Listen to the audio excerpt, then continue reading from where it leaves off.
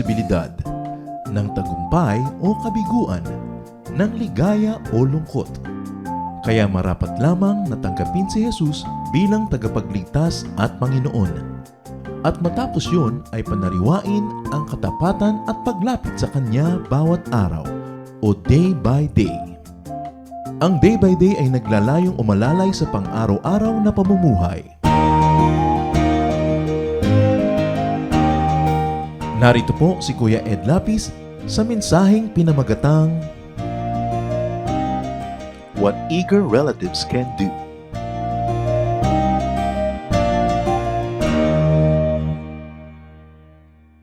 Madalas po tayo ay nagiging mga tagatanggap ng kabutihan ng ibang tao. We even become beneficiaries of the good intentions of our friends and our relatives. Tayo man po kung masikap na mga kapatid, kamag-anak, kaibigan, maraming madadalang pagpapala sa ating mga minamahal sa buhay. Ito po ang tema ng ating pag-aaral ngayon, What Eager Relatives Can Do. What eager relatives can do. Anong magagawa ng mga kamag-anak na mahilig tumulong at mahilig gumawa ng mabuti. Salamat Panginoon sa kalayaan na sumamba. Salamat po sa Espiritu na aming natatamasang makasama sa sandaling ito. Salamat sa pagpapatawad mo sa aming mga kasalanan, pagpapagaan sa aming mga kabigatan. Salamat Panginoon sa paglilinis mo sa aming kasalanan. Mangyaring mangusap po kayo ngayon sa amin na may kapangyarihan. Nilalapit namin sa iyo aming uhaw na puso, na uuhaw sa inyong pagmamahal, sa inyong mga salita at karunungan, nawa ay punuin niyo kami, Panginoon, ng inyong pagpapala. Ang mga iniaangat namin sa iyong mga sisidlang walang laman ay pakipunuin niyo ng inyong mga salita, ng inyong karunungan, ng inyong kaliwanagan. May you fill our empty hearts, O Lord, with your goodness, with your mercy and wisdom. And we pray that you're going to be our speaker today. May your words be the medication for our sicknesses, strength for our weaknesses, and light for our darkness, O God. Let your Holy Spirit move among us powerfully. Sit on your throne of power and dispense blessings to your people. Lift up only yourself, O God. And in the name of Jesus, we reject, rebuke, and destroy any evil intentions that may be aimed against this holy assembly. We ask you, Lord, to protect your people from evil men and evil spirits, and may your words accomplish the purpose for which you are sending them now.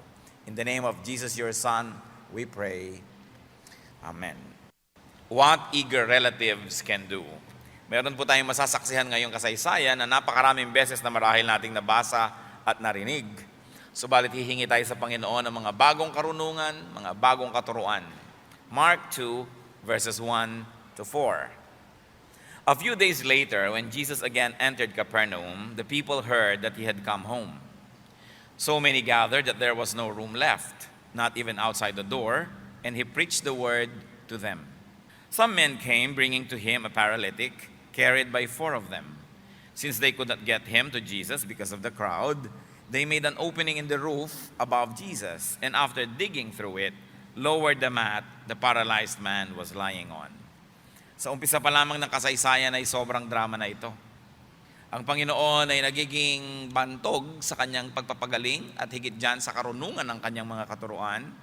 Kaya nag-uumpisa na ang mga tao na mabighani sa kanya at sila ay parang mga namamagnetize na lumalapit kung nasa naman ang Panginoon.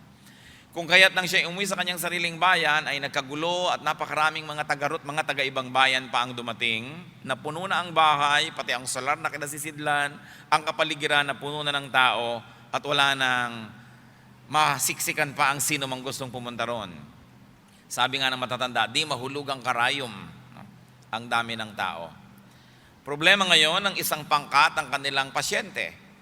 Merong mga tao na bit ang isang higaan para marahil itong stretcher at na may banig doon at merong nakaratay sa banig na yon, isang paralitiko. At dahil hindi na sila makalapit sa Panginoon, dumaan sila sa bubong, umakyat sila ng bubong, kinutkot nila ang bubong, at mula sa butas na nalikha mula sa bubong, ay doon ngayon inius-us pababa ang pasyente right in front of the Lord. Talagang napaka-colorful ng kasaysayan. Sapagkat ito'y pwedeng-pwede, ang mga bahay po sa Israel, tulad ng maraming bahay sa Middle East, ay hindi tulad ng mga bubong natin na para mga pyramid ang bubong natin na mahuhulog kapag tumungtong ka. Sapagkat ang ating mga bubong po ay bagay sa mga ulan dito sa Pilipinas.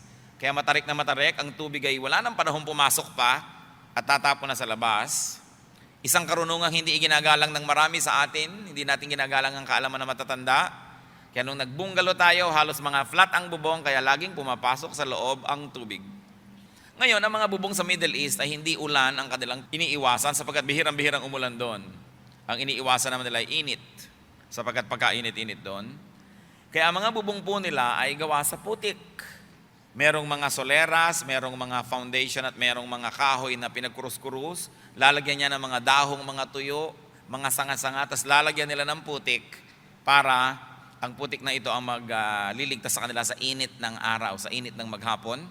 At ang bubong na ito ay pwede niyong puntahan pag lumulubog na ang araw at doon kayo magpahinga, doon kayo magkwentuhan. Kaya iba yung bubong nila. At ang bubong na ito ang kinutkot ng mga tao, inakyat nila yung bubong at nung makagawa sila ng sapat na laki ng butas, doon pinadaan ng pasyente at nilaglag doon sa mga tao. Gaano kasiksikan naman yun, kung nalalaglagan ka na ng paralitiko, sisiksik ka pa, makakaraan din yun. At yun ang nangyari. So the Lord has been going around preaching, but inevitably healing many sick people. He has become very popular. And as he came home, throngs squeezed themselves into the house, into even the yard and the surrounding places. And so he preached the word. Remember that the Lord was there to preach the word. Preaching, not healing, was the event. Kahit saan nagpupunta ang Panginoon, ang kanyang pakay ay magturo, hindi manggamot, hindi magpagaling. Nagkakataon lang na sa dami ng mga may sakit ay kinakahabagan ng Panginoon at binibigyan pa ng extra ng bonus na sila'y pagalingin. Subalit, ang kauna-unahan na gusto ng Panginoon ay gumaling ang espiritu, gumaling ang puso ng tao, hindi lang yung katawan. Sapagkat gumaling man ang ating katawan, kung hindi naman gumaling ang ating espiritu, kung humaba-haba pa ng konti ang ating buhay, gumaling tayo sa kasakitan, nakalakad ang pilay, nakakita ang bulag, madagdagan ka man ng 10-20 taon pa, kung namatay ka rin na walang kaligtasan, ay pupunta ka pa rin sa impyerno, baliwala. Kaya bagamat gusto nating gumaling, gusto nating lumusog, pero kita ng Panginoon kung anong higit na mahalaga, yung paggaling at paglusog ng ating espiritu. Kaya bonus lamang yung physical healing. Kahit kailan, sa buong Biblia, wala po tayong makikitang eksena na sinabing, sa linggo o sa ganitong araw, sa ganong lugar, darating si Jesus para magpagaling. Hindi nila kahit kailan ginawang attraction ang pagpapagaling. Sapagkat yung pagpapagaling, attraction yan sa mga taong ang gusto lang ay yung physical, pero hindi masyado silang nag-iisip ng spiritual needs. Sa katunayan, nung yung isang ketong pinagaling ng Panginoon ay sinabi niyang, huwag mong ipamamalita, huwag mong sasabihin kahit kanino na pinagaling kita.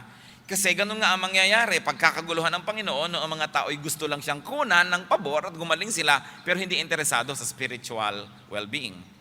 At kadaldalan ng ketong na ito, nung napagaling, kumalat ang balita dahil hindi niya sinunod ng Panginoon, pinagkwentuhan niya na kung saan-saan. Hindi na tuloy nakapasok ang Panginoon sa mga bayan-bayan para magturo, para mangaral. So beware of activities that promote healing as the event. Kumisan sa kakulangan ng espiritual na katuruan, sa kakulangan ng lalim, sa kakulangan ng kalooban, nililibang ang tao sa mga panglabas na mga kahanga-hang at kagilagilalas, tulad ng mga pagpapagaling, tulad ng kung ano-anong mga nangyayaring kababalaghan na napaka malakas makabighani sa mga taong di gaanong nag-iisip. Kaya mag-iingat tayo kung ginagawa ay yun ang attraction, magkakaroon dito ng healing, magkakaroon doon ng healing, magkakaroon doon ng healing, kahit kailan hindi yan ginawang attraction sa Bible. In fact, iniiwasan nga ng Panginoon pag ang dami-dami ng tao, siya ay umiiwas muna. Hindi dahil ayaw niya magpagaling, kundi dahil yun na lang ang inaatupag ng mga tao, samantalang may mas malalim na dapat bigyan ng pansin. So what did we see here? In the story, you have eager relatives, probably friends, and they carried a paralytic on a mat. They climbed to the rooftop, they dug through the roof to make an opening, and lowered the man into the crowd below. Dramatic. Ituloy po natin ang pagbabasa, Mark 2 verses 5 to 12. When Jesus saw their faith, he said to the paralytic, "Son, your sins are forgiven." Now some teachers of the law were sitting there, thinking to themselves, "Why does this fellow talk like that? He's blaspheming. Who can forgive sins but God alone?" Kagulat-gulat na nung makita ng Panginoon ang pananalig ng mga nagbubuhat, sinabi niya dun sa binubuhat, "Anak, pinatatawad na ang kasalanan mo." Nakita niyo po ang nagagawa ng mga kamag-anak na mga kaibigan na naniniwala sa Panginoon, sa kanilang paniniwala na nagkakaroon ng aksyon na dinadala nila yung tao sa Panginoon, yung dinadala nila nagkakaroon ng benepisyo. Kaya napakahalaga na maging masipag tayo to be eager relatives. Tingnan ninyo yung grammatical structure. When Jesus saw their faith, plural, no? Pananalig nung mga nagbibitbit, he said to the paralytic, "Son, your sins are forgiven."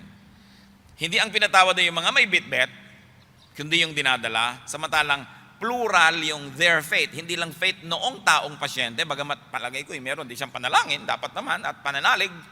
Kung hindi, di sana'y di na siya sumang-ayon na dalhin siya doon. Pero pananalig ng lahat ang naka-impress sa Panginoon at ang nagbenepisyo yung buhat-buhat na tao.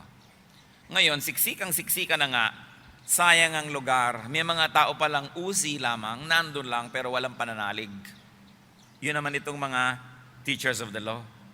Habang sinabi ng Panginoon, "Anak, pinatatawad ang iyong kasalanan," sila nag-iisip, "Aba, anong uri na naman ng kalokohan nito? Bakit nagpapatawad dito ng kasalanan? Diyos lang ang nakakagawa niyan." Kahit hindi nila sinasabi, nababasa naman ng Panginoon, iniisip nila. Verse 8, "Immediately Jesus knew in his spirit that this was what they were thinking in their hearts. And he said to them, 'Why are you thinking these things? Which is easier, to say to the paralytic, your sins are forgiven?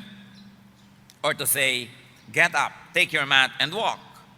But that you may know that the Son of Man has authority on earth to forgive sins,' he said to the paralytic, 'I tell you, get up, take your mat and go home.' He got up, took his mat, and walked out in full view of them all. This amazed everyone that they praised God, saying, 'We have never seen anything like this.'"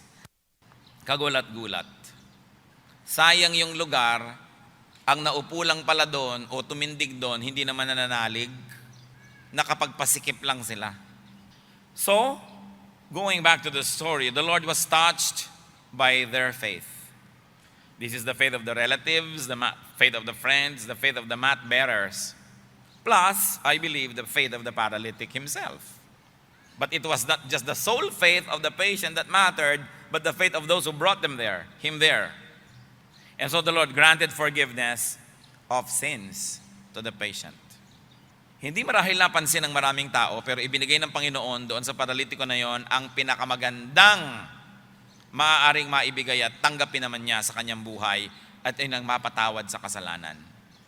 Maaaring kung ang paralitiko, hindi naman kasi pipe, paralitiko lang nakakapagsalita, pwede pang magsabing, "Lord, hindi po yan ang dinayo ko dito, kundi gusto kong makalakad." Pero nakita natin na hindi naman tumutol. Alam din nila marahil na yun ang pinakamahalagang matanggap, forgiveness of sins. Kahit sino po na anak ng Diyos, gawain ng Panginoon, kung pupunta sa lugar-lugar, bayan-bayan, ang uunahin magturo ng kaligtasan, magturo ng kapatawaran, magturo na ang tao'y malinis ng dugo ni Kristo. Hindi uunahin muna yung healing. Tingnan nyo, hindi ito inuna. Ang inuna, kapatawaran. Kaya kung tayo man po ay makakapakinig ng mga turo dito, turo doon, sisiyasatin nyo muna kung ang inuunang ituro ay kaligtasan at kung talagang merong gift of healing at ang Panginoon yung maghihimala, tsaka palang idadagdag yung icing on the cake. Ang inuna, yung pagpapatawad ng kaligtasan. Pero kung gusto natin maging popular, gusto natin yung dayuhin tayo ng maraming tao at pagkaguluhan, unahin yung healing. Unahin yung mga kababalaghan kasi maraming tao, yan ang hinahabol. At noon pa man, itinutuwid na ng Panginoon itong ganitong uri ng pag-iisip. Now, through their faith, this paralytic had his personal acquittal. You see what eager relatives, what eager intercessors can do? Kaya siguro yung naglalaro na rin sa inyong guni-guni kung ano ang talagang pangunahin nating mensahe ngayon. Be an eager relative. Hindi na po ako magpapataas ng kamay, pero sino kaya sa inyo ngayon ang may daladala ngayon na kamag-anak, kaibigan, mahal sa buhay dito sa bulwagang ito? Sapagkat kung ginagawa nyo yon, katulad kayo nitong mga nagbubuhat. Alam nyo, mahirap yung magbuhat eh. Paralitiko, bubuhatin mo. At hindi ka lang naman bubuhat, yung pupuntahan mo pa, siksikan. At hindi lang siksikan, aakit ka pa sa bubong para ukain nyo, para mapadaus-dus mo pababa yung pasyente. Sobrang eagerness yan.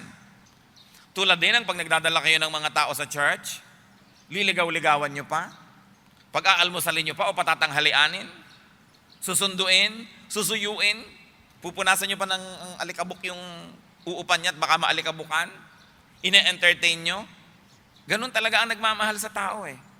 Pero nakita nyo, dahil minahal nila at binuhat nila patungo sa tama, nung umuwi na, naglalakad na yung tao at napakagaling talaga ng Panginoon. Siya pa ang pinagbuhat ng kanyang higaan. Alangan namang hindi na siya lumpo, yung pang-apat na namang nagbuhat ang magbubuhat. So nakikita po natin yung life cycle ng mga nahihipo ng Panginoon. Una, tayo'y pakainin, tayo'y tinutulungan, sinusuyo, nililigawan, sinusundo. Pero pagdating ng araw at natanggap na natin ang pagpapatawad ng Panginoon at natanggap na natin ang kanyang kapangyarihan, tayo na magbubuhat ng ating hinigan. Tayo na ngayon ay katulong sa team at maaring bukas, kayo naman ang nagbibitbit ng iba, patungo na naman sa Panginoon. Sa istorya pa lang na ito, nakikita po natin ang pananagutan ng lahat ng taong nakakatanggap ng pagpapala ng Diyos. Kailangan, ikaw na ngayon ay part of the solution, no longer part of the problem. Kailangan kasama ka na sa pangkat ng nagtatrabaho, nagbubuhat, gumagawa. Hindi yung ang tagal-tagal mo ng Kristiyano, alagain ka pa rin, matampuhin ka pa rin, lagi ka sinusuyo, pina-follow up. Aba, hindi ganun. Kailangan tayong mag-mature to the point of being able to take care of ourselves and then to take care of other people. Are you an eager relative? Are you an eager friend? Always eager to bring people to the Lord. Even if the paralytic remained unable to walk, his sins had already been forgiven. He would have already received the best gift of all. Pero hindi pa yun eh. Nag-iisip yung mga teachers of the law. Alam niyo yung mga teachers of the law, marami pa rin kamag-anak ngayon yan. Maraming alam na verse. Pero wala namang napapagaling. Walang napapagaling na physical illness at wala ring napapagaling na spiritual illness. Kasi ngayon, yung pagpapagaling ng Panginoon, hindi lang yan physical. Mas mahalaga spiritual. Kahit pa nga medyo mahina ang iyong katawan, nag-umpisa ka mag-church, nakilala mo ang Panginoon, tumanggap ka sa Lord, pero ngayon, kahit mahina pa rin yung katawan mo, halimbawa, pero lumakas naman ang iyong pananalig, lumakas ang iyong loob, lumakas ang espiritu mo at hindi ka na ganun kadaling magkasala, di napapagaling ka. At ang tunay na mga mangangaral na galing sa Panginoon ay kasangkapan ng pagpapagaling. Pero tingnan niyo itong mga mangangaral ng panahon ni Kristo. Ang rurunong, ang gagaling, ang husay mamintas, ang husay maggaling-galingan at mag-criticize. Pero ni minsan, walang napagaling. So let us not be blinded by our over-eagerness for physical healing, that we ignore and neglect and fail to appreciate spiritual deliverance. Now, anointed instruments of God will be instruments of deliverance, of emotional and physical healing, agents of challenging people to live righteous lives, to correct errors in their lives, and in that case, then healing continues. In the story, some teachers of the law were offended. The Lord, being all-knowing, knew their thoughts. And the Lord proved His word by action. What did He do? After, and let me be very emphatic, after granting forgiveness of sins, and therefore after granting spiritual healing, He healed the man physically. Sabi niya, alam kong iniisip nyo, ngayon, nagdududa kayo. Sinasabi nyo, Diyos lang nakakapagpatawad ng kasalanan. So, nung pinatawad ko yan kanina, either napatawad talaga yan o hindi. At kung napatawad yan o hindi, anong magiging patunay? Anong mas madaling gawin? Magpatawad o magpalakad ng lumpo? Parehong mahirap yan. Pero para malaman nyo kung sinong kaharap nyo, sabi niya sa tao, tumindig ka. Tumindig naman yung paralitiko. Kung kayo kaya ito, nakaratay ka doon, tumindig ka. Nakita nyo lang ang lumpo eh. Diba? O kaya, oy, tinindig daw ako, tulungan ako. Papatulong ka sa iba. Kaya hindi tayo makatanggap ng mga pagpapala ng Diyos. Kumisan, pati sa Diyos nakikipagtalo tayo. Sinasabi ng, oy, iwan mo yung kalasisi mo. Paano ka naman magagawa yun? I cannot last a day without her. Sinasabi na ng iwan mo, ay mapasundin, kaya hindi mo tuloy magawa.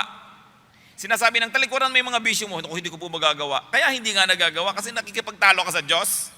Ngayon, itong paralitiko, sabi, tumindig ka. Tumindig talaga. Buhatin mo yung higaan mo. Hindi siya nagpatulong, sabi, huy, higaan ko daw, buhatin na. Kinuha niya, sumunod. O, uwi na. Umuwi.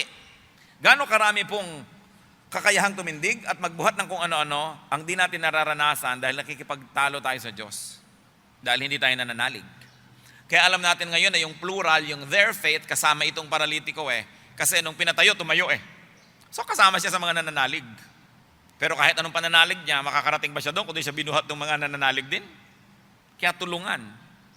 So the man stood up and walked. And the words of Jesus saying, you are forgiven, were proven. Because words must be backed up by action. Ang tunay na salitang makapangyarihan, ang tunay na salitang nagmumula sa Diyos, may bunga. Makikinig ka ng salita ng Diyos na namumutawi sa labi ng kanyang mga ginagamit na instrumento, ikaw na magsasabi sa sarili mong may bunga. Nobody has to tell you. Alam mo, naku, tinamaan ako. Ay, aray, ay, tinamaan ako. Alam mo, may bunga. Kaya uuwi kang gumagapang, duguan, puro mga pasa-pasa, tapos sabi mo pa, praise the Lord. Kasi tayo naman mga anak ng Diyos, pag nagkakamali, inaasahan naman talaga natin, medyo makakatanggap-tanggap tayo ng mga palo. So pagka hindi ka napapalo, nag-uunsipisa ka na magtaka, ano kaya ako ng Diyos, ba't hindi yata ako napapalo? Kaya yung mga napapalo, nagpapasalamat kahit na masakit, kasi napapatunayan nilang anak sila ng Diyos. At napapatunayan nila, yung pinakikinggan nila ay ginagamit nga dahil sa pamamagitan ng mga nagmutawing salita doon, ay nakakausap ang ating espiritu ng Diyos. Ang mga tunay na lingkod ng Diyos na ginagamit niya, may kapangyarihan. Spiritual na kapangyarihan. At kumisan, may kasama pa mga himala na nagagawa through them. Pero huwag tayo laging maghahanap ng kakambal na physical himala, sapagkat ang pinakamalaking himala ay yung magbago ang ating loob. Yun ang pinakamalaking himala. At kung nagbabago ang ating loob, naantig ang ating damdamin. Naguguluhan ang pananahimik natin sa kasalanan, naliligalig tayo para magbago tayo. At yung naliligalig, nagkakaroon ng kapayapaan, yan ang pinakamalalaking mga himala. Ang mga instrumento ng Diyos ay laging may kasamang kapangyarihan. Acts 6:8, now Stephen, a man full of God's grace and power, did great wonders and miraculous signs among the people. Hindi na niya kailangan patunayan kung sino siya. Ang tao ang nagsasabing, ay alam ko, instrumento ito ng Diyos dahil ako'y nahihipo ng Diyos sa pamamagitan niya. 2 Corinthians 12:12, the things that mark an apostle, signs, wonders, and miracles were done among you with great perseverance. And Acts 14:8-10, in Lystra there sat a man crippled in his feet, who was lame from birth and had never walked. He listened to Paul as he was speaking. Paul looked directly at him, saw that he had faith to be healed, and called out, stand up on your feet. At that, the man jumped up and began to walk. Nakita niyo yung mga kapangyarihan na yon? Ano ang mga spiritual equivalent niyan? Yung dating hindi mo magawa spiritually, nagagawa mo na ngayon. Yung dating hindi mo matawad, patawad mo na. Yung dating mahihiyain ka, hindi ka makapag-share ng salita ng Diyos, ngayon nagagawa mo na. Abay daig nyo pa ang isang lumpok, ngayon nakakalakad. Because we are ministered to by God's servants. So going back to the story, Jesus said, that He was the Son of Man. So niya, para malaman nyo that this is the Son of Man, etong gagawin ko. So Jesus said that He was the Son of Man, and He did not stop at calling Himself the Son. He proved His claim by making the paralytic walk. Sino man ang maglalakas loob, magtatangka na magsabing, ako ang Son, dapat kaya mo magpalakad ng mga pilay. Dapat mabigyan mo rin buhay ang mga patay. Dapat makarinig ang mga bingi, makakita ang mga bulag, sapagkat kung di mo nagagawa yon, ay isa kang bulaan to call yourself son. Lahat tayo, sons and daughters of God, but to call yourself the Son of God, there is only one Son. John 3:16, for God so loved the world that He gave His one and only. How many? One and only. There's only one and only Son of God. God the Son, the Lord Jesus Christ. Wala nang iba. Nobody should claim, I am the Son of God. Ito, kaharap nyo na ang Son. Sapagkat ang sinasabi sa Bible, pag dumating ang Son of God sa second coming, every eye will see. Bakit nandyan na yung Son? Wala namang nakakita sa atin. Saan dumaan? Sa likod? Huwag daw maniniwala. Pag may mga nagtuturo-turong, I am the Son, here is the Son facing you, the Son. Ayan na ang Kristo, ayan na ang anak ng Diyos. Matthew 24:23-24. At that time, if anyone says to you, look, here is the Christ, or there he is, do not believe it. For false Christs and false prophets will appear and perform great signs and miracles to deceive even the elect, if that were possible. Pag nagsasabing, ayan na ang Kristo, ayan na ang anak ng Diyos, ayan na yung Son dumating na, huwag maniwala. Sapagkat pag nagbalik ang anak ng Diyos sa kanyang kaluwalhatian, walang dapat magsabi sa inyo, walang dapat mag-announce, walang dapat magkwento. Every eye will see it coming and happening. Pag kwento-kwento lang, yaya lang sa'yo, huwag ka daw maniniwala. Pag sinabing nandun sa loob, huwag ka daw sasama papasok. Pag sinabing nandun sa labas, huwag kang lalabas, huwag kang maniniwala. Sabihin nyo nga sa katabi nyo yan, yung talaga nang gigigil, huwag kang maniniwala sa mga false Christs. Lahat tayo children of God, so son of God, daughter of God. Pero yung distinctly son of God, si Jesus yun, walang iba. And there's only one. We should not be deceived. So what happened in the story? Everyone was amazed. Everyone exclaimed, and interestingly admitted that they haven't seen anything like it. Hindi ba isang napakalaking insulto yan doon sa mga teachers of the law na nandun din sa loob ng bahay? Turo sila ng turo. Ang galing-galing nilang magsalita, ang galing-galing nilang humusga, ang galing-galing nila sa mga kasuotan at mga arte at ritual. Pero sabi ng mga tao, ngayon lang tayo nakakita ng ganyan Tagal-tagal na natin Christian, tagal-tagal na natin nag-church, at tagal-tagal na natin nagba-Bible. Bakit ngayon lang tayo tinablan? Bakit ngayon lang parang may kahulugan, ngayon lang may power? So insulto doon sa mga dati nagtuturo na wala namang nangyari sa tinuturuan, walang naranasan. So, one sad fact that we can see here was that the people were so used to powerless teachings, to powerless teachers, that words and healing power together amazed them. Sanay na sanay nila sila na merong religious talk, pero walang bunga. Nakakita ngayon sila ng may talk backed up by action and by results. Nagulat sila, bihirang mangyari yun, sabi nila. Na may katuruan, tapos may nangyayari talaga. The people of God must expect nothing less than miracles whenever they encounter the Spirit of God. Whenever they hear the Word of God preached or sang, dapat may nangyayaring himala. May mga nakakalakad na pilay, may nakakakitang bulag, kahit hindi physically, spiritually. Kasama yon because the Word of God will always be powerful. Nakakalungkot na ang dami-dami mga religious events, sayang lang. Ang dami mo na pag-aralan, ang dami mong narinig, pero wala ring talab, walang kapangyarihan. Matthew 10:7-8, isang pagpapakita ng kapangyarihan ng salita ng Diyos. As you go, preach this message. The kingdom of heaven is near. And then after preaching, anong gagawin? Heal the sick, raise the dead, cleanse those who have leprosy, drive out demons. Ibig sabihin, kung talagang totoo ka nag-preach, may mangyayari, may gagaling, may babangon, may malilinis, may mapapalaya mula sa impluensya at presensya ng masasamang espiritu. Pero anong inuna? Preach this message. Laging preaching ang una. Hindi pwedeng healing lang. Panglilibang lang yon kung healing lamang. Matapos yung mag-uwian, nasagasaan ka ng pison, namatay ka, nagpunta ka rin sa impyerno, bakit ka pa nakalakad? Sayang ang lahat. So the man's paralysis was healed. The man's sins were forgiven because of their relative's faith. Sarap isipin. Meron palang mangyayari sa ating mga kamag-anak, sa ating mga mahal sa buhay, kung tayo masigasig na magdala sa kanila sa Panginoon. Meron naman si Jairus, ang kanyang munting anak na dalagita ay naghihingalo, nagmakaawa sa Panginoon na sumama sa bahay nila sapagkat hindi niya madala ang batang may sakit. Habang ang Panginoon naman ay pinagbibigyan siya at naglalakad na sila patungo sa bahay, mayroong mga sumalubong na mga taga roon sa bahay na yon. Sabi, huwag nang abalahin ng maestro, patay na ang bata, useless. Ibig sabihin, ayaw nila ang Panginoon pumunta sa bahay nila. Bagamat totoo, namatay yung bata. Pero sabi naman ni Lord, huwag kang mag-atubili. Only believe. Pagdating nila doon sa bahay, inambutan nila, nagngangalangalan yung mga tao, nag-iiyakan. Sabi ng Panginoon, huwag kayong mag-iyakan, tulog lang ang bata. Pinagtawanan siya bigla. So hindi totoo yung iyakan dahil kaya mo bang umiiyak, bigla kang tatawa kung talaga nalulungkot ka? Pero ang nangyari doon, pinabangon ng Panginoon ang bata at nabuhay. Ano lamang ang gusto nating sabihin tungkol dito? Pwedeng tulad ng mga kamag-anak ng paralitiko, dalhin nyo ang inyong kamag-anak kay Lord o dalhin nyo si Lord sa bahay nyo. Tulad ng ginawa ni Jairus. Paano naman natin gagawin yun ngayon? Sabi ni Lord, when 2 or 3 are gathered in my name, I am there. So how are you going to bring and invite Jesus into your house? Mag-host kayo ng Bible study.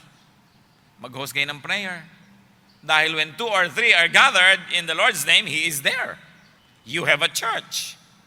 You have the authority of the Holy Spirit. Kung minsan yung iba sabihin, may authority ba kayo? Bakit kayo nag-gather? Wala yata kayong authority, kolorum kayo.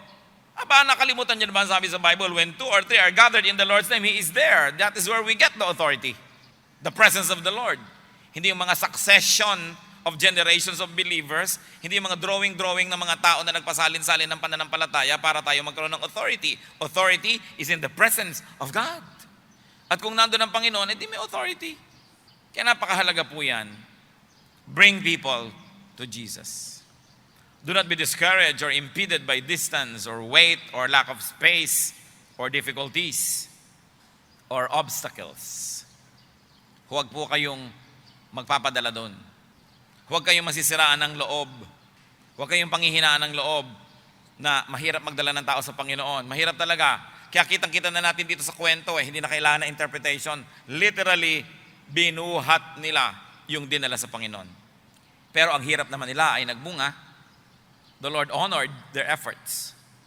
The man received forgiveness for his sins, and the man was healed from his physical infirmity. At tinawag pa ng Panginoon yung taong anak. Sabi niya, son, your sins are forgiven. Kasi sa Panginoon, ang lahat ng lumalapit sa Kanya ay anak niya. At ang paglapit sa Panginoon ay kailangan nagkakaroon tayo ng attitude ng isang bata. Hindi isip bata, kundi yung attitude ng bata. Ibig sabihin, naniniwala, umaasa, nananalig, at hindi nahihiyang humingi.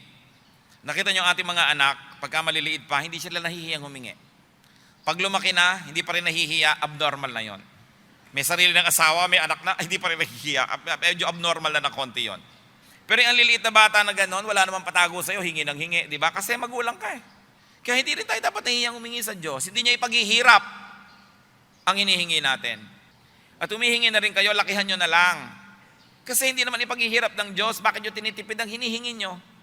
Hindi naman nawalan ng Diyos pag binigyan tayo, nandito, inilipat lang sa atin. So nandun pa rin sa buong planeta, hindi naman talaga nawala. Yung iba kasi kaya maliit ang hinihingi, hindi dahil humble sila, kundi dahil they think they have to earn what they ask from God. O kaya they think na kuripot ang Diyos. Lakihan ang hinihingi. Ang laki-laki ng Diyos. Kaya para sa isang paralitiko, meron pa bang lalaki kaysa yung hingi na makalakad siya? Pero dahil lumapit silang may pananampalataya, ibinigay ng Diyos the best thing. Dinagdagan na lang. Matthew 19:14, Jesus said, let the little children come to me, and do not hinder them, for the kingdom of heaven belong to such as these. Hindi lang naman ibig sabihin na pangbata ang kingdom of heaven, kundi sa mga taong parang bata, nananalig, humihingi, hindi nahihiya. Humihingi. Matthew 11:28, come to me all of you who are weary and burdened, and I will give you rest. I will give you rest. So bring the children, bring innocent people to the Lord. Bring the weak, the sick, the ill, the suffering, even the demon-possessed. These were the types of people that the Lord healed. So it's important to intercede. Alam nyo, maaaring hindi na natin physically dinadala yung church sa bahay natin o dinadala yung tao kay Lord, pero through prayer, we also bring people close to God by interceding. James 5:16, pray for each other so that you may be healed. The prayer of a righteous man is powerful and effective. So manalangin para sa isa't isa. See what eager relatives can do. They can bring loved ones unto Christ's healing and forgiveness. Humingi tayo ng kapatawaran, humingi tayo ng paghihipo ng Panginoon sa atin at sa ating mga kamag-anak. Sabi, believe in the Lord Jesus Christ and you will be saved. You and your household. You know why your household is included? Because you will not stop until you have brought everybody to the Lord. That's why. Hindi ka susuko. Matthew 7:7, ask, and it will be given you. Seek and you will find. Knock, and the door will be opened to you. Kumatok tayo sa Panginoon. Hingin natin ang kaligtasan ng mga mahal natin sa buhay. Hingin natin ang kanilang kagalingan at ikagagaling sapagkat mas mabait ang Diyos kesa sa atin. Kung gusto nating mapabuti ang ating mga mahal sa buhay, higit lalong gusto yun ng Diyos. Kumisan, kaya lang nga hindi nangyayari, yun mismo mahal natin sa buhay ang tumatanggi sa pagpapala ng Diyos. Siya ang umiiwas. At kung ganon, ang pwede lang natin gawin, ilapit at ipanalangin na dumating ang panahon na magbukas siya ng puso sa Panginoon. Hindi masamang manalangin para sa mabubuti at magagandang bagay. John 6:37, all that the Father gives me will come to me. At anong pangako ng Panginoong Jesus? And whoever comes to me, I will never drive away. Hindi ko tatanggihan, hindi ko pagsasara ng pinto ang sino mang lumalapit sa akin. So kung ang kamag-anak nyo ayaw lumapit, ilapit nyo. Iniutos sa atin eh. Pray one for another. Intercede for one another. At hindi maaaring hindi mabagbag ng kapangyarihan ang panalangin ang kung minsan ay mga matitigas nilang loob. Huwag tayong magsawa. Magpakita ng mabuti, maging magandang patotoo, at hindi magkakabisala na ang kabutihan ng Panginoon mararanasan ng mga mahal natin sa buhay. Meron ba kayo ng mga paralitiko sa inyong bahay? Maaring physical, panalangin. Subalit higit dyan yung mga spiritual. Ano po ba ang kapansanan ng paralitiko? Hindi siya makapunta sa pupuntahan niya dapat, hindi siya makatayo, hindi siya makalakad. Maraming tao, emotionally and spiritually paralyzed. Hindi magawa ang dapat gawin, hindi matanggal ang dapat tanggaling kasalanan, hindi magawa ang mabuting dapat na ginagawa, walang kakayahan, hindi makatayo, maraming tao paralitiko. Ilapit niyo sa Panginoon. At kung tayo yung merong certain types of paralysis o kaya ay seasonal paralysis, kung minsan kayang-kaya natin maging mabuti, may mga panahon naman na talunan, di tayo din ay lumapit sa Panginoon. Panginoong Diyos, salamat po sapagkat kayo makapangyarihan. Salamat po sapagkat kayo ay mabuti. Salamat po sapagkat kayo nagwagi na maging sa kamatayan. Turuan niyo po kami na lumapit sa inyo para sa mga sarili naming kahinaan at kapansanan. At higit dyan, ituro mo sa aming may pananagutan kami sa aming kapwa, lalong-lalo sa aming mga kasambahay, sa aming mga malapit ang loob, sa mga kamag-anak at kaibigan, maging sa mga estranghero sa aming buhay may pananagutan kami. Salamat Panginoon sa bawat isa ritong ginagamit mo upang magdala ng mga paralitiko sa iyong paanan.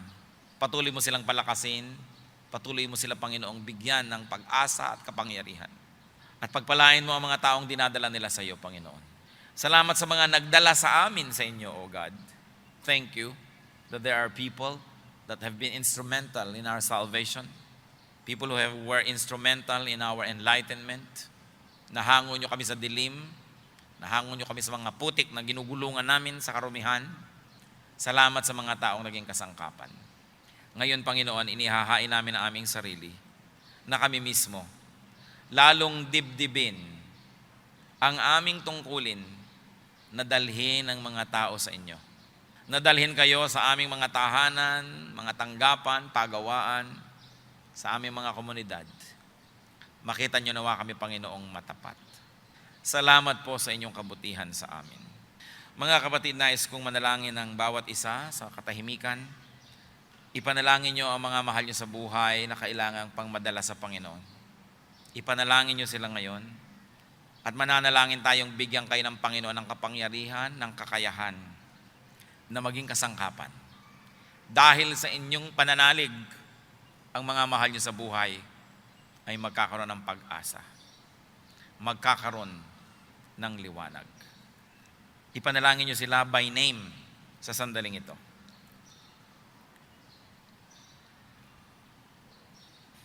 At nais ko ring manalangin, sino man sa inyo ang nagtatalaga sa inyong sarili, Lord, nais ko pong italaga ang aking sarili na magbuhat ng mga tao para dalhin sa inyo. Tumulong magkaibuhat. Nais ko po na magamit nyo ako sa pagdadala ng mga tao sa inyong paanan. At kailangan ko po ng kapangyarihan. Gusto ko pong mawala ang aking pagiging mahiyain o kaya ay huwag akong masimi, mag-alangan na gawin ito. Bigyan nyo po ako ng tapang at kapangyarihan na pag may niyaya ako, sumama nga naman. Sino man ang may ganitong panalangin, nais kong tumayo kayo at papanalangin ko kayo ngayon. Hihingi tayo ng kapangyarihan na magdala sa Panginoon ng mga paralitiko. Magdala sa Panginoon ng mga taong nangangailangan ng kagalingan, ng paghipon ng Panginoon. Sino nagsasabing, Lord, gusto ko pong gamitin niyo ako, subalit may kakulangan ako may panghihina ako, meron akong mga kung ano-anong agam-agam. But now I like to dedicate myself sa ganitong ministry, yung magdadala ng mga tao sa inyo. Dadaling ko sila sa Bible study, dadaling ko sa worship, magpapa-Bible study ako sa aking mga bahay, sa aking tanggapan. Kung ako magtuturo o iimbita ng iba, pero hindi ako titigil hanggang ang mga mahal ko sa buhay nakakakilala sa iyo. Sino pa ang magsasabi nito sapagkat naritong Panginoon at nais niyang magbigay ng kapangyarihan. Subalit dapat natin munang tanggapin, kailangan natin yon. At kailangan natin mag-volunteer na gusto nga nating tanggapin yon. Sino man ang nais pang tumindig kayo. Naritong Panginoon, pangako niyang didinggin. Sabi niya, ask and it will be given you. So I dare you to ask God now. Kung anong gusto niyong hilingin sa Kanya, tapang, runong, galing magsalita. Gusto niyong humingi ng memory para matatandaan niyo yung mga verses na gusto niyong i-quote. Gusto niyo na yung mga taong medyo nag-aalangan kayo na parang superior to you, ay huwag kayong masimi at madala niyo sa Panginoon. The Lord is King of all kings, God of all gods. He is supreme and above all. Panginoon, masdan niyo po ang mga tumatayo sa iyong harapan. Mga babae at lalaki na gustong magkaroon ng kabuluhan ng buhay. Tulad ng mga nagbitbit doon sa paralitikong ni hindi man lang nabanggit ang pangalan, they passed into oblivion. They passed into forgetting. But Lord, we remember them and we memorialize their ministry sa pamamagitan ng pag-aalay ng aming sarili para maging tulad nila kami. Gustong-gusto namin, Panginoon, maging katulad ng mga nagbuhat ni hindi nabanggit ang pangalan, pero sila talaga ang ginamit nyo para makarating sa inyo ang paralitiko. Lahat ng tumitindig ngayon, Panginoon, nais magpagamit sa inyo, humihingi ng kapunuan sa mga kakulangan, buksan niyo, Panginoon, ang bintana ng langit. At pag umapawi ninyo at paagusin sa lahat ang inyong kapangyarihan, ang inyong pagpapala, ang inyong bendisyon. At nawa maggamit mo ang mga taong itong tumitindig sa iyong harapan ng may kapangyarihan. Gamitin mo sila, Panginoon, na tungtungan ng iyong paa upang maitaas ka namin dito sa lupa. Gamitin mo ang kanilang bibig na tagapagsalita mo, ang kanilang mga kamay maging extension ng mga kamay mo na sila ay makapaglingkod sa kapwa at ang kanilang mga paa sa pamamagitan nito makarating ka, Panginoon, sa aming mga tahanan, sa aming mga lugar-lugar. Narito ang mga anak mo. O Lord, empower them. Brothers and sisters who are standing today, in the name of Jesus, accept, receive what you're asking for. Receive power from the Holy Spirit. Receive knowledge and intelligence and wisdom.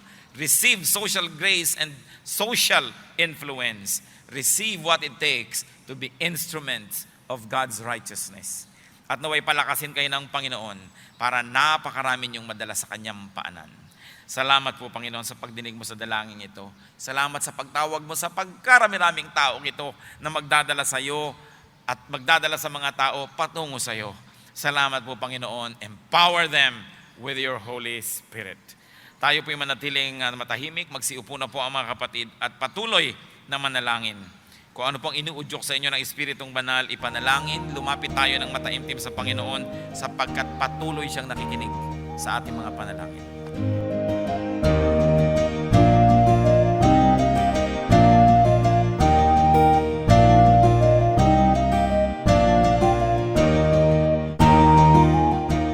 Ang katatapos pong mensahe ni Kuya Ed Lapiz ay pinamagatang What Eager Relatives Can Do.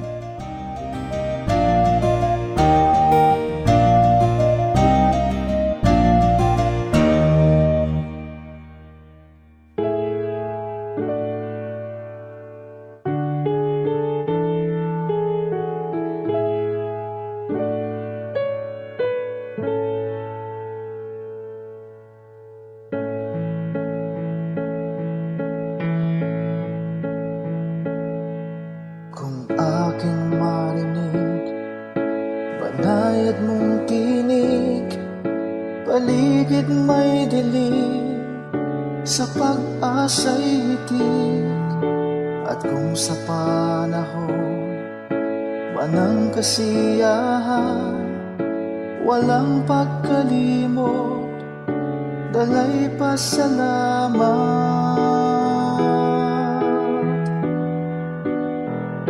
Alay ko ay papuri, damhin mo pagsamba, ang pag-ibig mo sa'kin walang hanggan.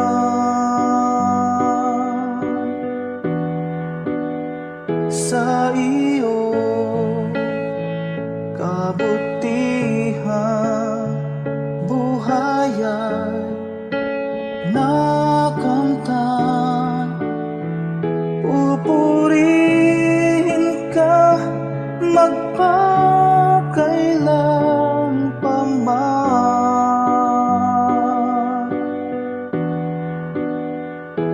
aking Diyos.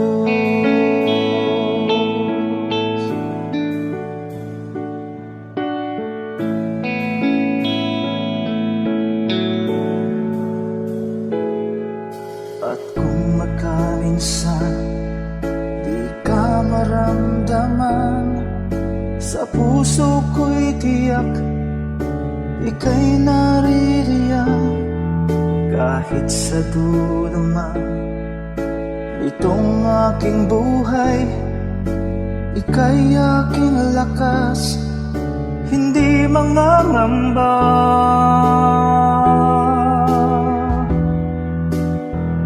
Alay ko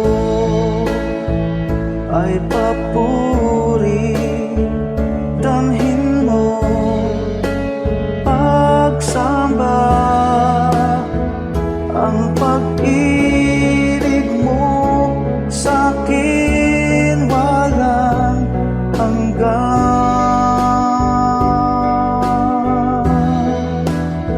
Sa iyo kabutihan, buhay ay nakamtan.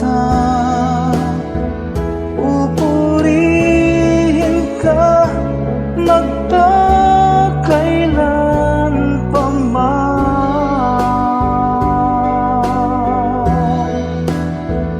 aking Diyos.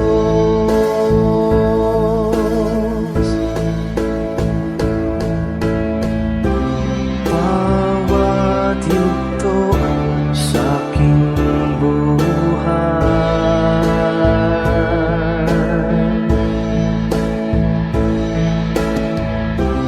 laging laan iyong gabay.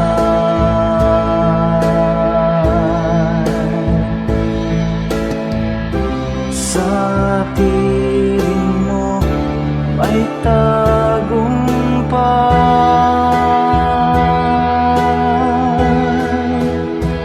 Alay ko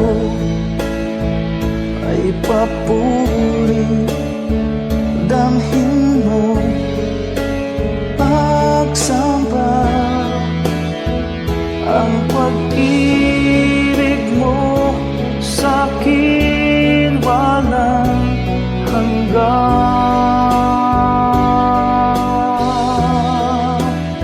Sa iyo kabutihan, buhay ay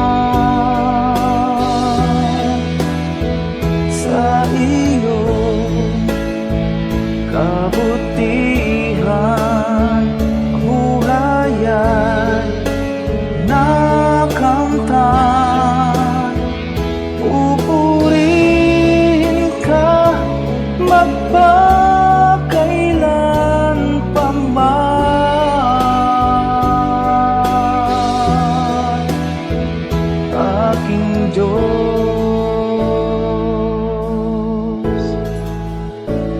aking Diyos,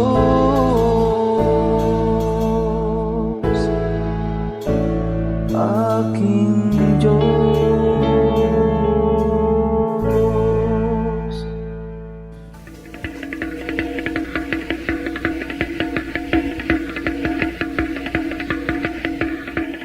Maraming kasaysayan ang musika ng ating bayan at pawang lahat yon ay mga hiyas ng ating lahi.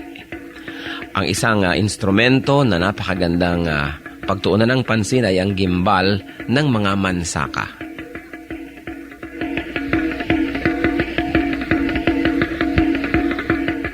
Ang gimbal ay isang magkabilaang tambol na matatagpuan sa hilaga at silangang bahagi ng Davao sa grupo ng mga mansaka. 28 sentimetro ang taas nito, humigit kumulang, at 21 sentimetro ang bilog, humigit kumulang. Yari ang gimbal sa isang katawan ng punong kahoy at ang magkabilang dulo ay tinapala ng pinatuyong balat ng usa. Ito ay hinahampas ng isang manipis na patpat habang isang kamay ay tumatapik-tapik sa kabilang tambol sa kabilang dulo ng instrumento. Ang gimbal ay maaring tugtugin mag-isa o ng mga may kasamang ibang instrumento kung ito'y ginagamit sa ritual. 1 hanggang 2 tao ang maaring tumugtog sa magkabilang dulo ng gimbal.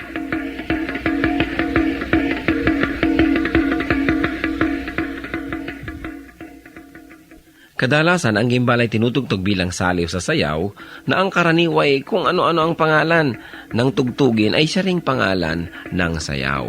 Kung ano ang tawag sa instrumentong ginagamit ay nagiging tawag din sa sayaw mismo. Kung minsan ang gimbal naman ay tinutugtog sa paglalarawan ng kalikasan, halimbawa ang mabilis na pag-agos ng tubig sa batis.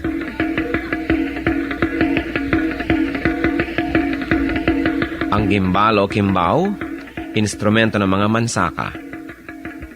Kayamanan ng ating lahi, hiyas ng ating bayan, marapat lamang na gamitin sa pagsamba sa Panginoong Hesus.